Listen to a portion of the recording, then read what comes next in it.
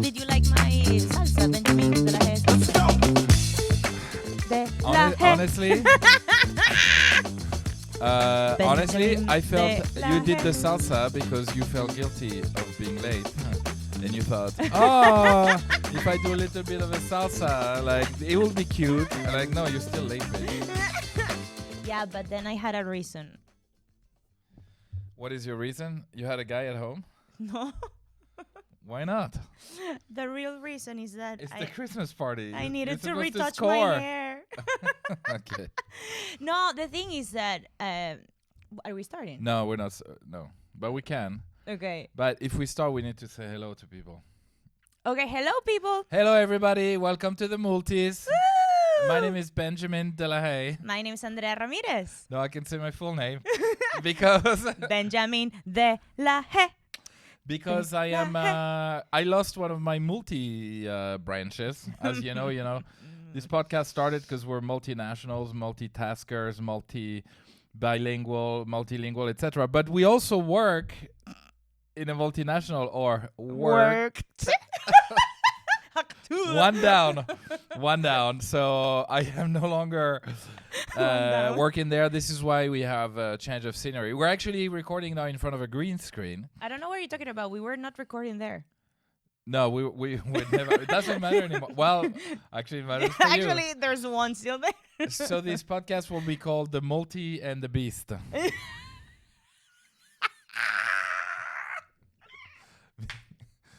I lost my multi status.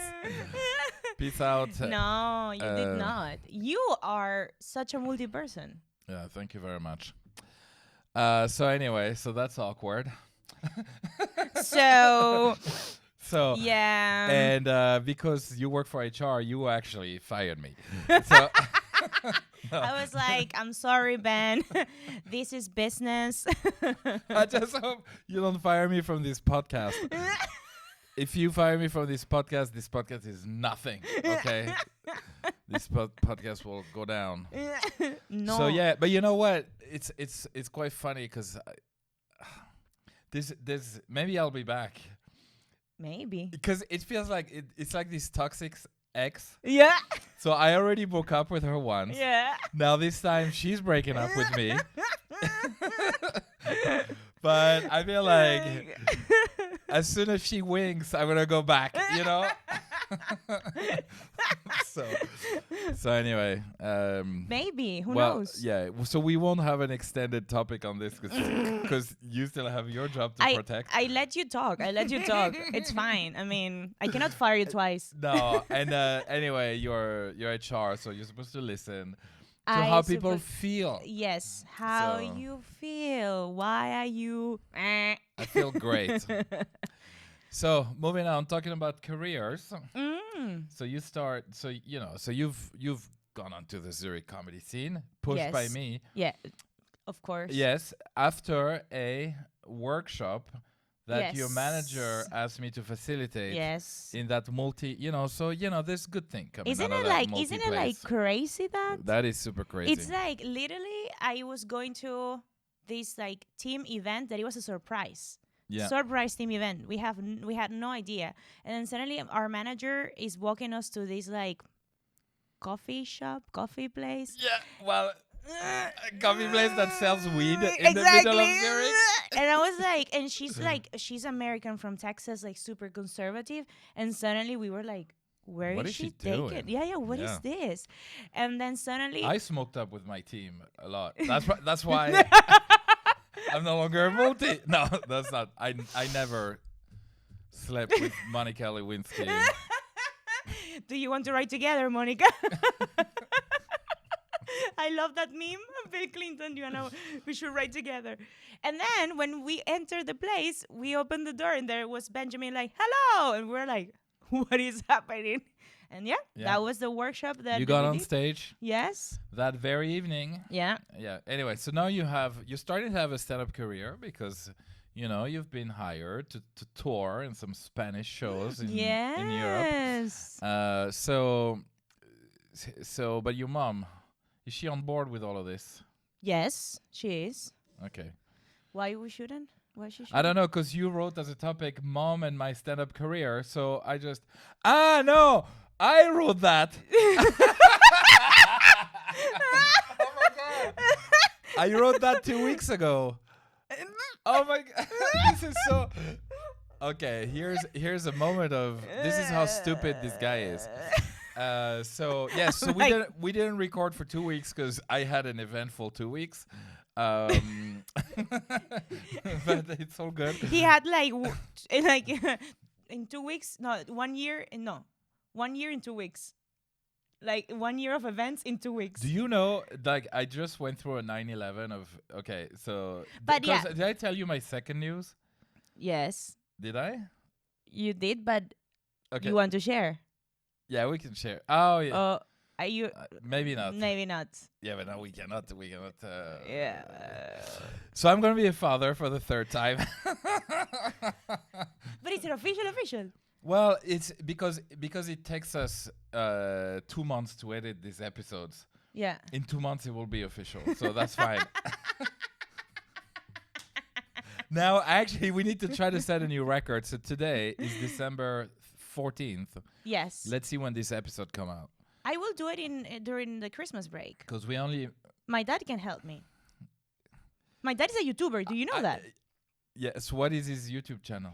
Well, first, so his YouTube channel has 12,000 followers, by the way. Wow.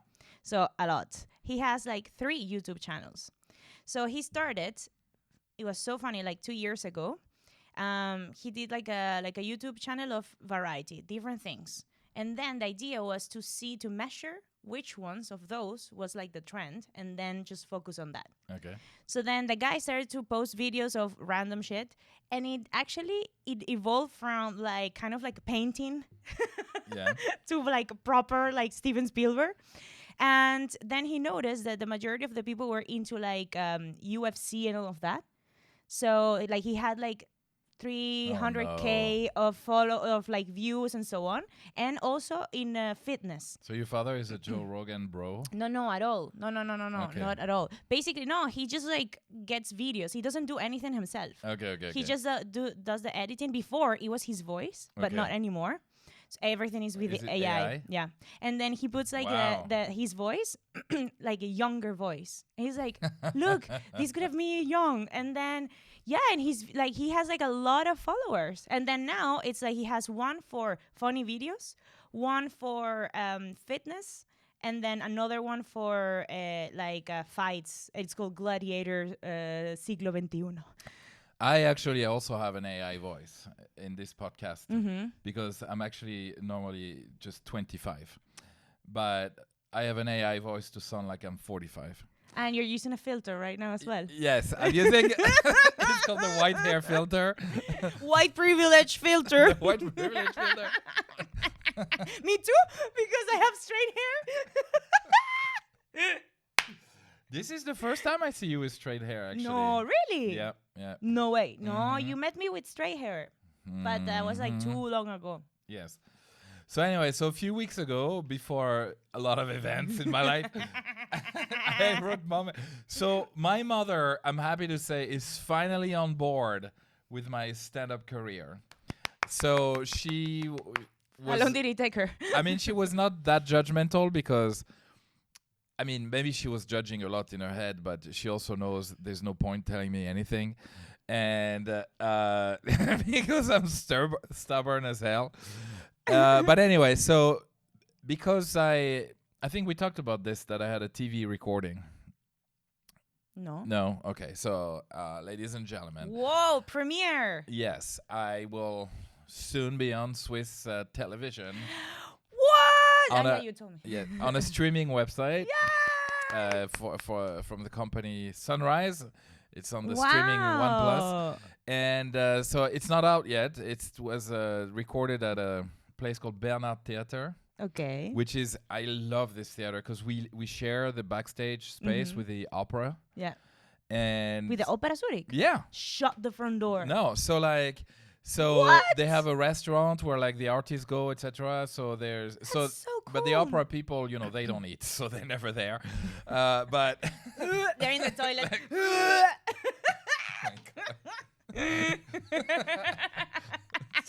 Oh, hug tour. I thought about it, but we cannot say hug to her every single episode of this podcast. But she's still trendy, so we can say it.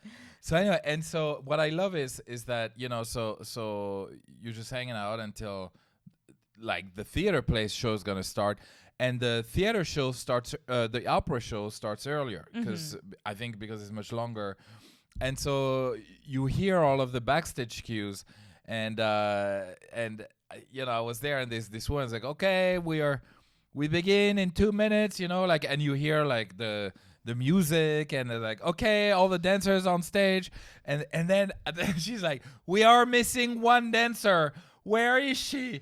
Can we get that dancer?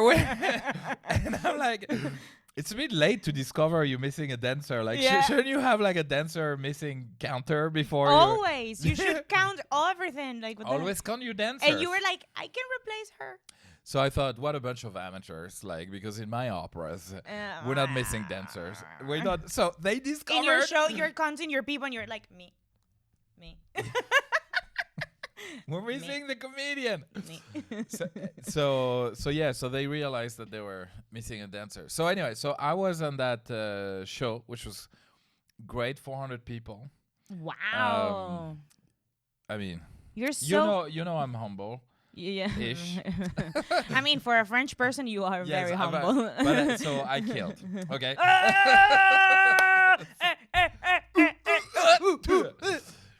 And so Benjamin de la... So anyway, we had 12 minutes of stage time, and there's a counter. And when you arrive at 11 minutes, it starts flashing red and everything. It's a lot of pressure. And I had to cut 3 minutes of jokes because they were laughing and applauding, and you were killing them otherwise. It was amazing. So this is gonna be on TV. So I told my mom. She was very happy. Yay! Then I had my solo show. Yes, that it was a mega success. I think I said 500 people came to see it. My God. So mom is now on board. Oh, now she needed like... Yes, she needed the success because she didn't like it when I'm just a loser. Wow, and she's very demanding, no? Exactly. So now she finally approves. She's like, she read an article about like maybe the most famous comedy club in France is called the Jamel Comedy Club. Because this guy like,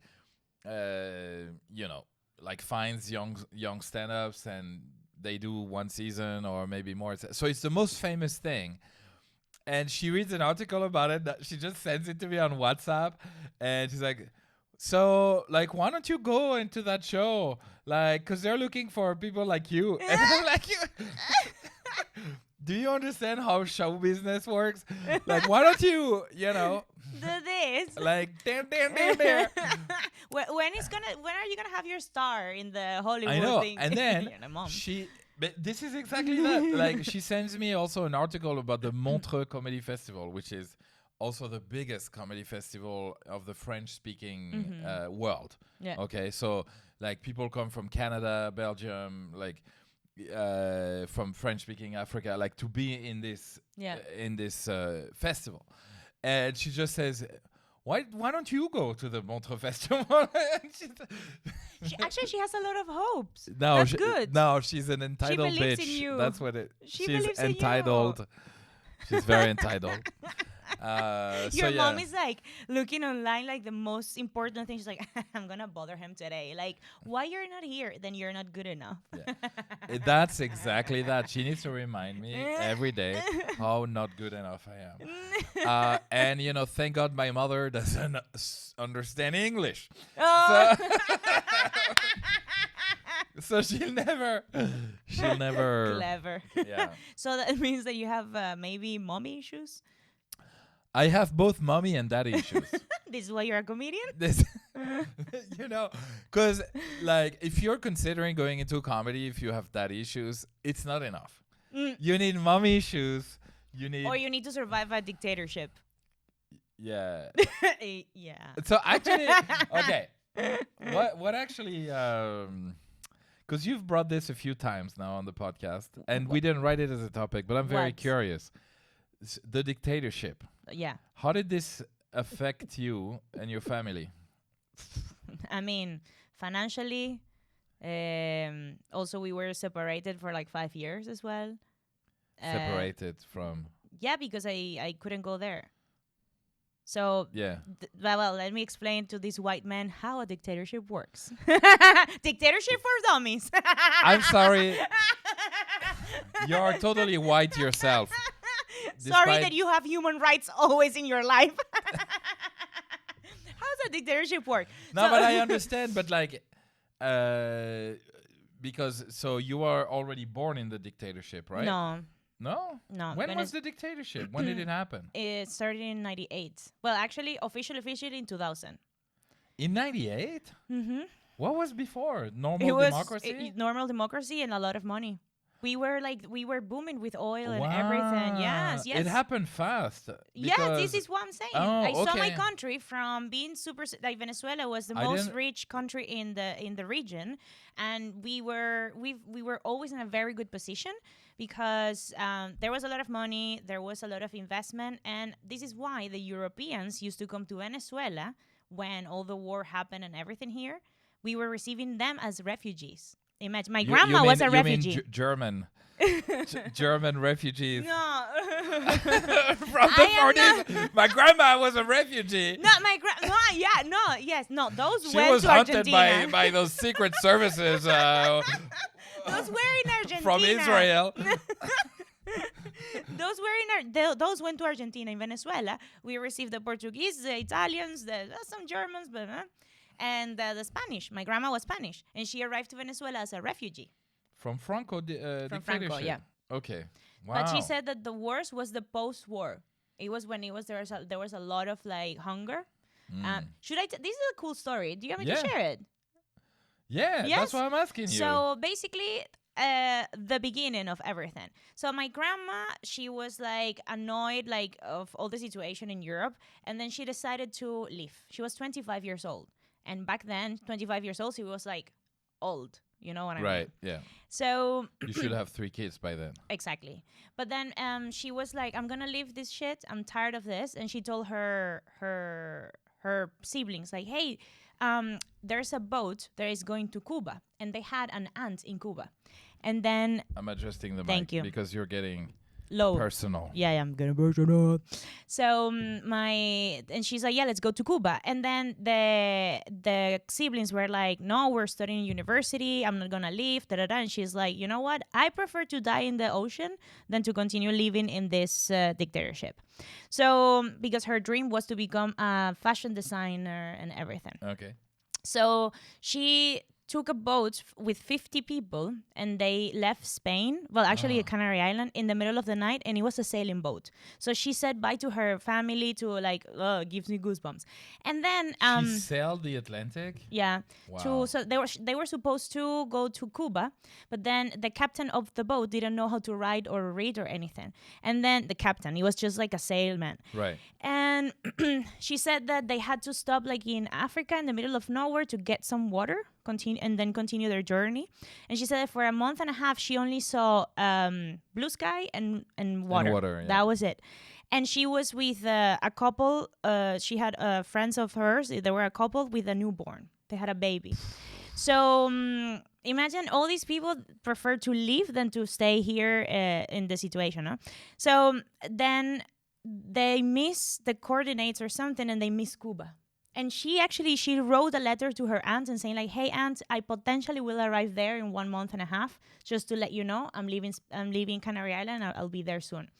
Then they continue and they're like, no, we are not arriving to Cuba. What's the next stop? And they're like, apparently something like Venezuela. And then they were like, well, we need to arrive somewhere.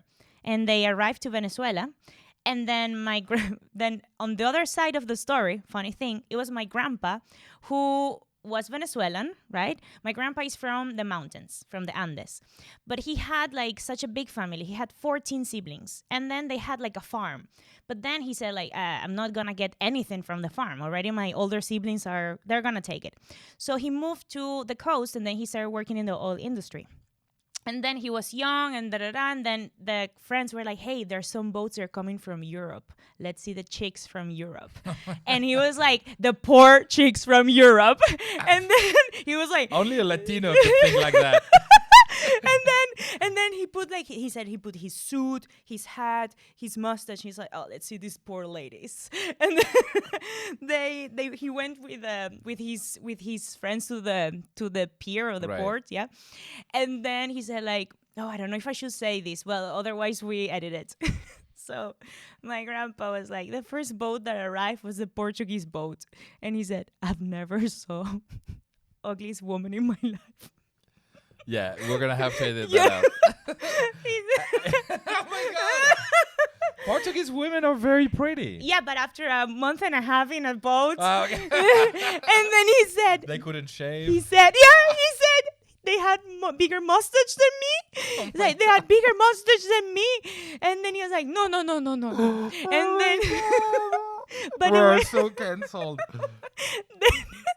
then the second boat was Italian boat, and he was like, there was quality there, but they had too much poop and no ass.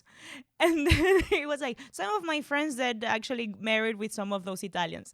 Then the big quality was on the Spanish boat. He's like, all those chicks were beautiful until I saw that beautiful blonde woman. I said, that's mine. And then he started running to say to her, oh, welcome to Venezuela. And my grandma, like, he was like, oh my gosh, she's beautiful. And my grandma was like, what is this shithole? She said, like, everybody was saying Venezuela is amazing. And then she arrived and there was nothing. She's like, what is this? So then she was leaving the boat. And then as soon as she touched the floor, my grandpa is like, mi nombre es Justino Ramón Ramírez Pulido. Bienvenida a Venezuela. A su orden. And my grandma was like, get the fuck out of here. And she was like, he was like super skinny with the suit was bigger than him. And he was like with his mustache and the hat like, And then she was like, oh, no, so annoying. And then she left. And then he was like, oh my God, I fell in love. And then since she was a refugee, he know that she was Spanish. But in that moment, you didn't have WhatsApp or anything. So he just like started walking by the Spanish refugee area. And then he saw her because my grandma was like already suing and all of that. And then he was like visiting her and saying hi. And she was like, oh, he was so annoying. But then they fell in love and they had amazing. 7 kids. And this is why I'm here. Okay, cool. So yeah, Venezuela was the land of opportunities for many refugees. Until 98. Until 98 is correct. I lived in a very beautiful country. Actually, I think the best moment was my parents. They lived the best booming Can you moment. remind me, was this a communist revolution? Yes. Yeah. Okay. This is why I always like, communism. But it's This is why they say like the revolution and everything. This is why, like in the US, people cannot comprehend why Latinos vote for Trump. Yeah. This is because of that. Yeah. And imagine, I'm young. I'm 34. And I remember my country being normal to not have water or food. Yeah. Like, imagine that fucks up your brain. It's like, I remember I used to shower anytime I wanted. And now there's been like 3 or 5 days without water or even electricity. Like, I remember in 2019, there was a moment that Venezuela was in like a blackout for a week. And I had no idea about my parents, and my dad was having a surgery in that moment in his eyes. And I was like, it was horrible until we were able to communicate with them. And that was the day that I said, like, I'm buying tickets for you guys to move to Europe, and that's it. Enough. I didn't realize it was such a young dictatorship. Super young, but it's crazy how you can like damage a country like this. Yeah. This is why. And this is what's impressive, because I was in Venezuela. Yeah. In 2000, just before, like, it really broke. So I was there in 2013, and already then, it was scary. It was bad. I was not allowed to leave. I was not allowed to. Leave the hotel or the office to walk on the street. Somebody had to come and fetch me, somebody I knew. And someone like you easily could have been kidnapped. Yeah. In that moment, in 2013, there was like 3 or 4 years where Venezuela had 3 of our cities in the top 5 of most dangerous cities in the world. Yeah. Caracas was the first one. Yeah. And I had 3 times a gun in my head, like because of robbery, and 2 attempts of kidnap. because it's, and then someone who, like, I remember like people that were coming from multinationals or something, Yeah. they were getting kidnapped, and then the reward was like millions Yeah. of dollars, like millions. So yeah, you could have easily be like, and your previous employer would have been like, fuck you. Yeah, my previous employer would have been like, keep him. Please keep him. Keep him. So we don't need to pay anything. We got our own travel insurance. Then they start sending everybody they want they want to fire to Venezuela. Hey, why don't you travel to the Caracas office? Walk all over the place with your phone in your hand. Why were your parents, I mean, did they have to change jobs after the revolution? Like, did their life completely change? Like what? Drastically. Yeah. My dad, for example, so he was in working in the oil industry, and he became part of a strike against the government, because what was the thing? They were already, in Spanish, the word is expropiación. Expropiating? Yeah, expropriation. Expropriation, yeah. So Yeah. they were taking all like lands, private things, right? Because they were saying that basically they wanted to destroy the free markets. Yeah. So they were doing expropriations, and also because of that, we Well, were seeing already. Property is theft. And then let's say like all the prices started to increase, like of sugar, of everything, or the products were not there anymore. Right. So because the production was started to get impacted, and then like for example in that moment, we were producing, Venezuela was exported more than 3 million of barrels of oil per day. Per day, imagine. And each of them were costing like $150. So it was the moment where we used to call it La Bonanza Petrolera, which is the moment that we were receiving the majority of the money ever. And we were seeing like shortages of food because of that. Also like hospitals, they were not investing money in hospitals and everything. And people with cancer and so on were not getting. And this should be paid by the government because, we pay for that. And all of that, so the oil workers, they did a strike. So there were like 18,000 employees who did a massive strike. So the idea was to kick the government out. Is there an embargo on oil from Venezuela? Yeah, now. Yeah.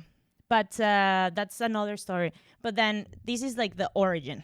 So my dad was part of those. And this is why his name and our names were in lists. And we were like everything, like for example, even if I wanted to, my dad wanted to update his driving license, he was in a list against the government. So they had every entity had a list, and then if you were there, they would make your life miserable. Like they were shooting our house and everything. It was crazy. Jesus. So my dad, he's an engineer. Then he was he was actually very smart. He saved money, and then he started to run his own business, and etc. He had like 3 businesses, and one of them, the government knew that it was his, and then they went all like against him, and it was like shit. So my dad was from having a great job to then he was entrepreneur, doing well, and then the government after him again, because it was like a hunting, they were after you.